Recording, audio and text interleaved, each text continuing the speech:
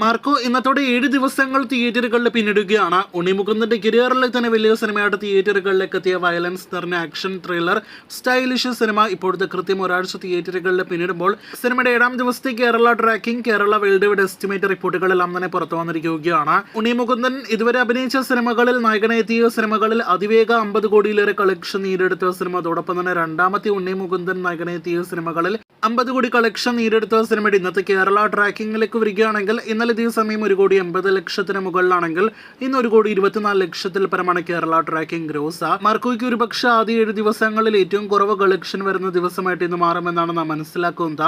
ഇന്ന് 2 കോടിയിൽ പരം കേരള ഗ്രോസ് ആണ് നിലവിൽ നാം പ്രതീക്ഷിക്കുന്നത്. 25 കോടിയിലേറെ ഗ്രോസ് കളക്ഷൻ വെറും 6 ദിവസങ്ങൾ കൊണ്ട് നേടിയെടുത്ത സിനിമ. അങ്ങനെയെങ്കിൽ ഇന്നത്തോടെ 27 കോടിയിലധികം കേരള ഗ്രോസ് കളക്ഷൻ നേടിയെടുക്കുന്നതാണ്. കേരളത്തിൽ ഇതുപോലെ വേൾഡ് വൈഡ് കളക്ഷനിലും ഒരുപക്ഷെ കുറവുണ്ടാകുമെന്നാണ് പ്രതീക്ഷിക്കുന്നത്. ഇന്ന് 5 കോടിയിൽ പരം world wide gross collection cinema നേടിയെടുക്കുമോ എന്ന് സംശയിക്കുന്നു. 3-4 കോടി റേഞ്ചിൽ നിലവിൽ വേൾഡ് വൈഡ് ഗ്രോസ് ആണ് നാം പ്രതീക്ഷിക്കുന്നത്. അങ്ങനെയെങ്കിൽ സിനിമയുടെ വേൾഡ് വൈഡ് ഗ്രോസ് ഇന്നത്തോടെ 53-54 കോടി റേഞ്ചിലേക്ക് എത്തപ്പെടുന്നതാണ്. അടുത്തയാഴ്ച 1-ാം തീയതി തെലുഗു ഡബ് റിലീസ് ചെയ്യാനായിട്ടിറങ്ങുന്ന മാർക്കോ എന്ന സിനിമയുടെ റെസ്റ്റ് ഓഫ് ഇന്ത്യ കളക്ഷൻ 4 കോടിയിലേക്ക് അടുക്കുന്നു.